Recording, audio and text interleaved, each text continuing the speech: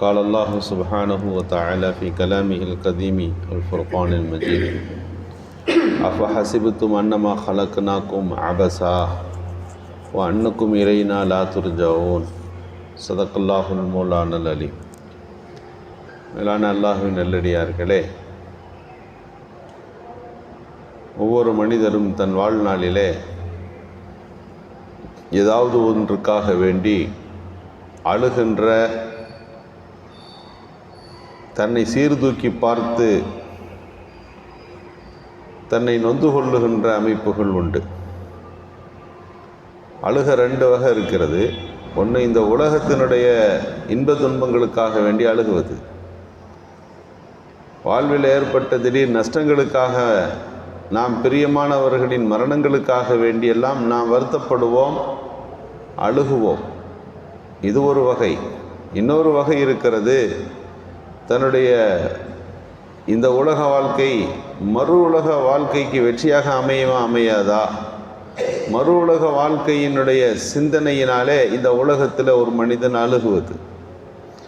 சஹாபிகள் பெரியவர்களினுடைய தரம் எதுவென்று சொன்னால், இந்த உலக வாழ்க்கையின் இன்ப துன்பங்களுக்காக வேண்டி அவர்கள் எப்போதும் நொந்து கொள்ள மாட்டார்கள், அழுக மாட்டார்கள், உணர்ச்சி வசப்பட மாட்டார்கள், கை சேதத்தையும் உணரவே மாட்டார்கள். எப்போது அவர்களுடைய சிந்தனை மறு உலகம் சார்ந்ததாக, எப்போதுமே அவர்களின் சிந்தனை மறு உலகம் சார்ந்ததாகவே இருந்திருக்கிறது. ஒரு குழந்தையின் வரலாற்றை நாம் பார்க்கிறோம். இமாம் ஜாஃபர் சாதிக் மிகப்பெரிய இமாம். இவர் சிறு குழந்தையாக இருந்தபோது அவருடைய தாயார் அடுப்பு பற்ற வைக்கிறார். இப்போ அடுப்புன்னா இப்போ கேஸ் அடுப்பு இருக்குது, அன்றைக்கி விறகு அடுப்பு தான் இருக்கும். அதை பார்த்து அழுகிறார். இதை ஏன் பார்த்து நீங்கள் அழுகிறீங்கன்னு கேட்கும்போது அவர் சொன்னார், நீங்கள் அடுப்பு பற்ற வைக்கின்ற முறையை நான் பார்த்தேன். சின்ன சின்ன சுள்ளிகளாக உள்ளே வைத்தீர்கள், நெருப்பு பிடிக்க ஆரம்பிச்சிச்சு. அதுக்கப்புறம் பெரிய கட்டைகளை வைக்கிறீங்க. நெருப்பை மூட்டுவதற்கு இதுதான் வழிமுறை என்றால், அல்லாஹ்வும் நெருப்பு வச்சிருக்கின்றான், நரகத்தில் நெருப்பு அதை எப்படி பற்ற வைப்பான்? சிறு குழந்தைகளாக எங்களை போன்றவர்களை போட்டுத்தான் அதற்கு பிறகு அது நெருப்பு மூட்டப்படுமான்னு சிந்தனை எனக்கு வந்து விட்டது. அதாவது குழந்தை பருவத்திலேயே அல்லாஹ் நம்மை பார்க்கிறான், அல்லாஹ்விற்கு நாம் பதில் சொல்லணும், மறு உலக வாழ்க்கைன்னு ஒன்று இருக்குது, அதுதான் நிரந்தர வாழ்க்கை என்றெல்லாம் அந்த சிந்தனை சார்ந்த ஒரு குழந்தை வளர்க்கப்படுகிற போது அது எவ்வளோ பெரிய இமாமாக பின்னாட்களில் இந்த சமுதாயத்திற்கு அவர்கள் இருந்தார்கள் என்று நாம் அவர்களுடைய வாழ்க்கையை பொருத்தி பார்க்கிறோம். மறு உலக சிந்தனை வேண்டும்.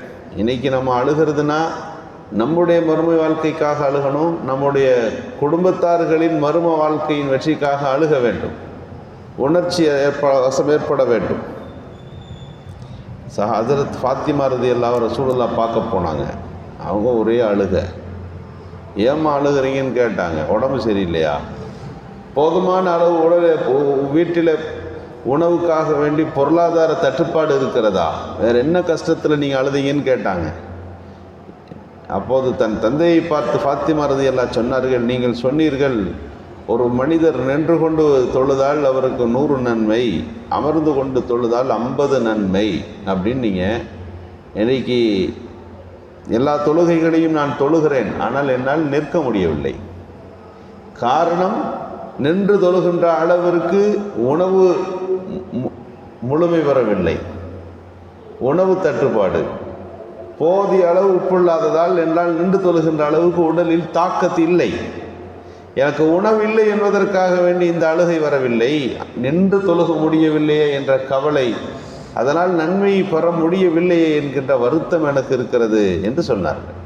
இங்கே அழுகை வருகிறது, மறு உலகம் சார்ந்த சிந்தனை இங்கே இருப்பதை நாம் புரிகின்றோம். இந்த சிந்தனையை அல்லாஹ் எதிர்பார்க்கிறான், இந்த அழுகையை அல்லாஹ் அங்கீகரிக்கின்றான். இந்த நன்மையை செய்ய முடியவில்லையே என்று ஒரு வருத்தப்பட்டால் அதை நன்மையாக அல்லாஹ் தருகிறான். சல்மான் பார்சி ரலியல்லாஹு மௌத்து நேரத்தில் போய் பார்க்கும்போது அழுதார். ஏன் அழுகுறீங்கன்னு கேட்டாங்க. இன்னும் கொஞ்ச நாள் இருக்கலாம், சீக்கிரம் மௌத்தா போகிறோம்னு நினச்ச அழுகையா அப்படின்னு கேட்குறாங்க. சொன்னார், இல்லை, இன்னும் கொஞ்ச நாள் இருக்க வேண்டும் என்பதோ அல்லது உலகத்தின் இவ்வளவு விஷயங்கள், இந்த உலகத்தை என்னால் பார்க்க முடியாமல் போகிறதே என்கின்ற நினைத்தோ என்னுடைய அழுகை வரவில்லை. ரசூலுல்லாஹ் சொன்னாங்க, ஒரு பயணி மாதிரி உலகத்தில் வாழ்ந்துக்கன்னு சொன்னாங்க. ஆனால் என் வாழ்க்கை அப்படி இல்லை, பயணி மாதிரிலாம் நான் வாழலை, கொஞ்சம் சொகுசாக வாழ்ந்துட்டேன்.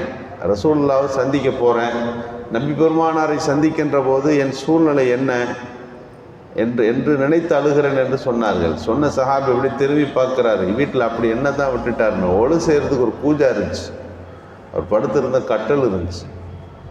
அதை தாண்டி சில பொருட்கள் அவர்களிடத்தில் ஆடம்பரம் சார்ந்த எந்த பொருளும் இருக்கவில்லை. ஒழு செய்வதற்கு கூஜாவும், சாப்பிட்றதுக்கு தட்டும், தூங்குறதுக்கு ஒரு ஈச்சமர கட்டிலும் கூட அவர்களுக்கு என்ன செய்தியாக இருந்ததுன்னா, உலகத்தில் ஒரு பயணிக்கு இது இருக்காதல்லவா, வழிப்போக்கனுக்கு அது இருக்காதல்லவே, நான் இதை சேர்த்து வைத்து விட்டவல்லவா உலகத்தை விட்டு பிரிகிறேன். இந்த உணர்வு மறு உலகத்தின் ஏதாவது விஷயத்தை பாதிச்சிருமான்னு பயம். எந்த செய்தியை செஞ்சாலும் இந்த உலகம் சரிதான், இது மறு உலகத்தில் இது கேள்விக்குறியாக நிற்குமா அப்படின்னு யோசிப்பாங்க. இது ஏதாவது மறு உலக வாழ்க்கையின் முன்னேற்றத்துக்கு இந்த செயல் தடையாக அமையுமா? இன்றைக்கி நம்ம எந்த செயலை செஞ்சாலும் அல்லாஹ்வுக்கு இது பதில் சொல்லணும் என்ற சிந்தனை வர்றதில்லை. மறு உலக வாழ்க்கை கேள்விக்குரிய ஆயிடுமா அப்படின்னு யோசிக்கிறதுலாம் கிடையாது. இந்த செயல்னால அல்லாஹ் ரசூலுக்கு கோபம் உண்டாகுமா அப்படி யோசிக்கிறது இல்லை. இதனால் கபூரில் ஏதாவது ஒரு கேள்வி இதுக்கு அதிகரிச்சிருமா அப்படியெல்லாம் சிந்தனை இல்லை. எதை செய்கிறோமோ அது உலகம் சார்ந்ததாக இருக்கிறது. உலகத்தில் ஒன்று கிடைத்தால் சந்தோஷம், உலக ரீதியில் ஒன்று இழந்து விட்டால் வருத்தம். மறு உலக வாழ்க்கையில் எது நமக்கு வெற்றி தரும், அது கிடைத்ததற்காக சந்தோஷப்படுவதும், அதில் ஒன்று விடுபட்டதால் வருத்தப்படுவதும், இந்த சிந்தனைக்கு பெயர் தான் ஈமானிய சிந்தனை என்று ஒரு உணர்ச்சியுடனே அதை புரிவார்கள். சுலைமான் அலைஹிஸ்ஸலாத்துக்கு குதிரை கொடுத்தாங்க. குதிரையெல்லாம் நிறுத்தி அப்படியே பார்த்துக்கிட்டு இருக்கும்போது அசர் தொழுகை போயிடுச்சு. அப்போ அவர்களுக்கு அதை பார்த்து விட்டு அசர் தொழுகை போனதை நினைத்து அது கொஞ்சம் தாமதமாக அது ஆனதை நினைத்து வருத்தப்பட்டு அந்த குதிரைகள் அத்தனையும் அவர்கள் அறுத்து சதக்கா கொடுத்து விட்டார்கள் அப்படின்னு ஒரு செய்தி. ஒரு நிகழ்வுக்கு முன்னாலே அது மறு உலக வாழ்க்கையில் தோய்வு ஏற்படுத்தினால் அது உடனடியாக அதை நன்மையாக எப்படி மாற்றிக்கொள்ள முடியும்? இந்த சிந்தனை அவர்களுக்கு இருந்தது. இன்னல் ஹசனாத் இதுஹிபுன செய்யாத், நீங்கள் செய்கிற நல்ல விஷயம் நீங்கள் செய்கிற பாவத்தை போக்கிடும். பாவம் நடந்துருச்சு தான் அதை போக்குறதுக்கு ஏதாவது ஒரு வழி, நன்மைகளை செய்ய வேண்டும் என்கின்ற நல்ல உணர்வு. எனவே நல்ல காரியங்களை மறு உலக வாழ்க்கையின் வெற்றிக்குரிய காரியங்களில் கவனம் செலுத்துவதற்கான நல்ல தௌஃபீக்கை அல்லாஹ் நல்குவானாக. சுப்ஹானல்லாஹ்.